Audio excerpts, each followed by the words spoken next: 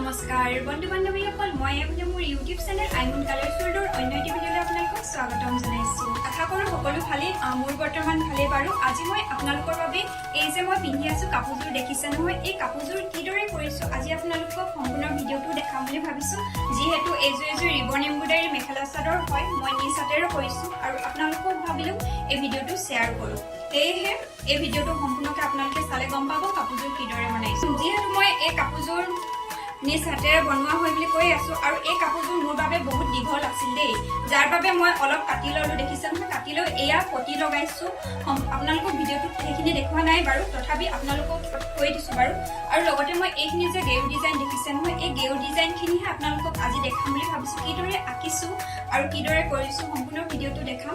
আৰু লগতে আপোনালোকক এইটো এটা মই গহনা পিন্ধি আছো দেখিছে নহয়, এই গহনাটো মই নিজ হাতেৰে বনাইছো। আৰু লগতে এই দহিখিনি দেখিছে নহয়, এইখিনি মণি লগাই দহি গুঠিছো। এই মণি লগাই দহি গুঠাৰ ভিডিঅ' আপোনালোকক দিছিলো। আপোনালোকে যদি চোৱা নাই মই তেনেহ'লে ডেছক্ৰিপশ্যনত ইয়াৰ লিংক দি থ'ম। আৰু লগতে এনেধৰণৰ গহনা কেইটামান বনাইছিলোঁ, আপোনালোকক ভিডিঅ'ত দেখাইছিলোঁ বাৰু। আপোনালোকে যদি চোৱা নাই তেনেহ'লে মই ডেছক্ৰিপশ্যনত ইয়াৰ লিংক দি থ'ম বাৰু।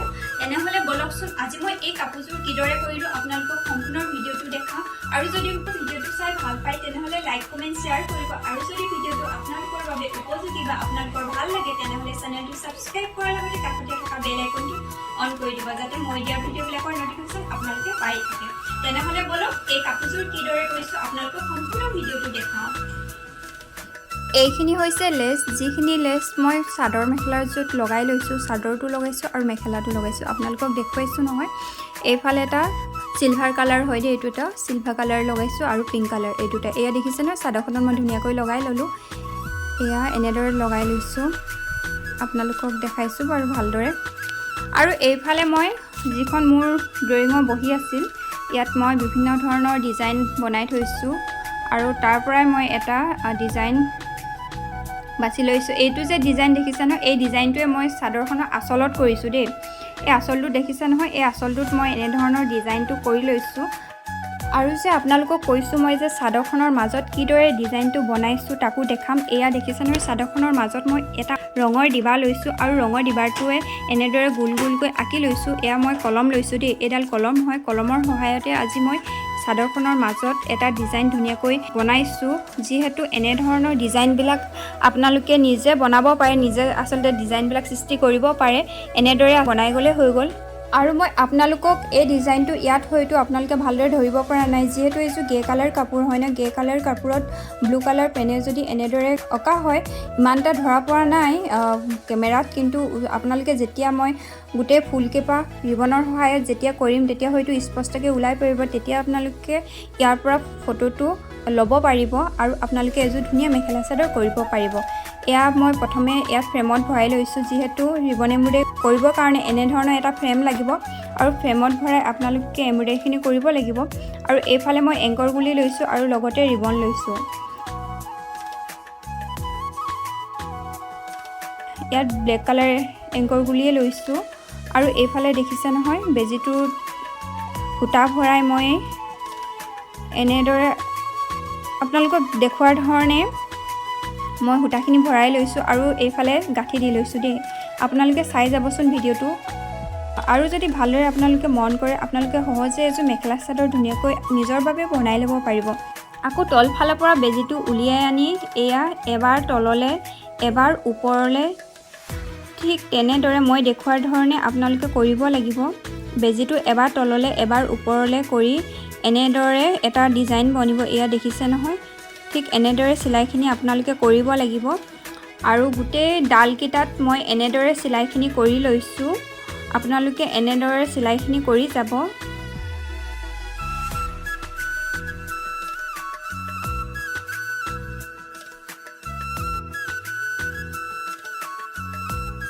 আৰু তলফালে আপোনালোকে এনেধৰণে গাঁঠি দিব দেই, কাৰণ গাঁঠি নিদিলে মানে সূতাখিনি খোল খাই যাব। আৰু এনেদৰে মই গোটেই ডালকেইটা বনাই ল'লোঁ, এয়া এংকৰ গুলিয়ে বনাই ল'লোঁ। আৰু এতিয়া মই ইয়াত ৰিবন ফিটাৰে ফুলখিনি বনাম। এয়া দেখিছে নহয়, এটা ৰিবন লৈছোঁ আৰু ৰিবনটো উলিয়াই মই এনেদৰে বেজীত ভৰাই লৈছোঁ। আপোনালোকে পিছফালে দুটা গাঁঠি দিব, যিহেতু ৰিবন ফিটা যদি অলপ ওলাই যায় তেনেহ'লে ফিৰফিৰিকৈ গোটেইখিনি ওলাই শেষ হৈ যাব।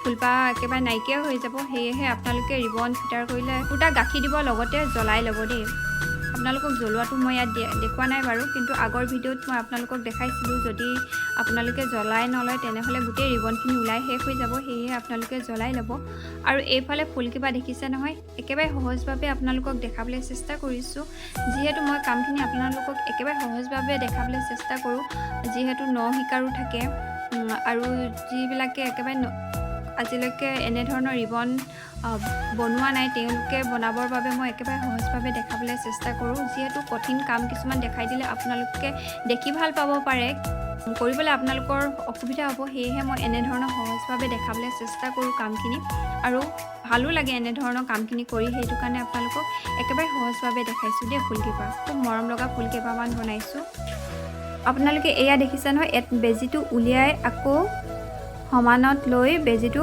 আকৌ সুমিয়াই দিব ঠিক এনেদৰে গোটেই ফুলকেইপা কৰি গৈছোঁ আপোনালোকক দেখুৱাৰ ধৰণে মই ফুলকেইপা কৰি গৈছোঁ একেবাৰে সহজভাৱে ফুলকেইপা বনি গৈছে দেই এয়া আপোনালোকক দেখাইছোঁ আগৰ ভিডিঅ'টোও দেখাইছিলোঁ আগৰ ভিডিঅ'টোত ঠিক এনেধৰণে নহয় মাজত মই সুমিয়াই দিছিলোঁ দেই এয়া মই ছেকেণ্ড পাহ ফুল কৰিলোঁ দেখিছে দুপাহ ফুল কৰিলোঁ আৰু এইফালে আপোনালোকক আকৌ এপাহ ফুল কৰি দেখাই দিছোঁ যিহেতু এপাহ ফুলত হয়তো ভালদৰে আপোনালোকে বুজি নাপাবও পাৰে সেয়েহে আকৌ এপাহ ফুল মই বনাই দেখাইছোঁ যিহেতু কিছুমান বস্তু এবাৰ দেখালে হয়তো সহজে ধৰিব নোৱাৰে সেয়েহে আপোনালোকক দুবাৰ তিনিবাৰ মই দেখাবলৈ চেষ্টা কৰোঁ যাতে আপোনালোকে এজনেই হওক বা দুজনেই হওক যদি মোৰ ভিডিঅ'টোৰ পৰা আপোনালোকে কিবা এটা শিকিব পাৰে তেনেহ'লে সেইখিনিতে মই বহুত সুখী কাৰণ এজনেই হওক দুজনেই হওক যদি মোৰ ভিডিঅ'টো চাই আপোনালোকে নিজৰ বাবে এযোৰ কৰিব পাৰে তাতকৈ আৰু বেলেগ একো নাই আৰু এনেদৰে কামখিনি কৰি গৈছোঁ আপোনালোকৰ ছাপোৰ্ট পাই বহুতে ভাল লাগিছে আগৰখিনিত যিদৰে মৰম দিছে ঠিক তেনেদৰে মৰম দিব বুলি মই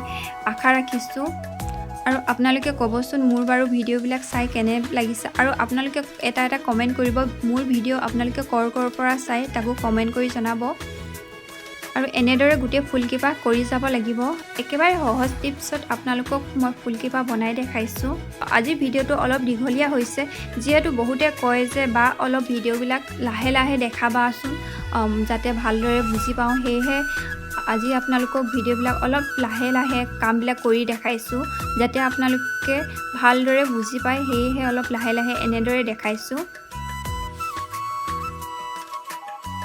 আৰু এয়া দেখিছে খুবেই ধুনীয়া আপোনালোকে আঙুলিটো এনেকৈ ভৰাই দিব দেই তেতিয়া ফুলপাহ অলপ টাইট হয় আৰু মানে ধুনীয়াকৈ বহি যায় ফুলৰ শ্বেপটো ধুনীয়াকৈ বহে আৰু যদি নহয় ঠিক মই বেজী এটাই দেখিছে নহয় এনেদৰে উলিয়াই দিছোঁ ঠিক তেনেদৰে উলিয়াই কৰি ধুনীয়াকৈ বনাব এয়া মোৰ সম্পূৰ্ণ ফুলপাহ হৈ গ'ল এনেদৰে আপোনালোকে ফুলকেইপা বনাব পাৰে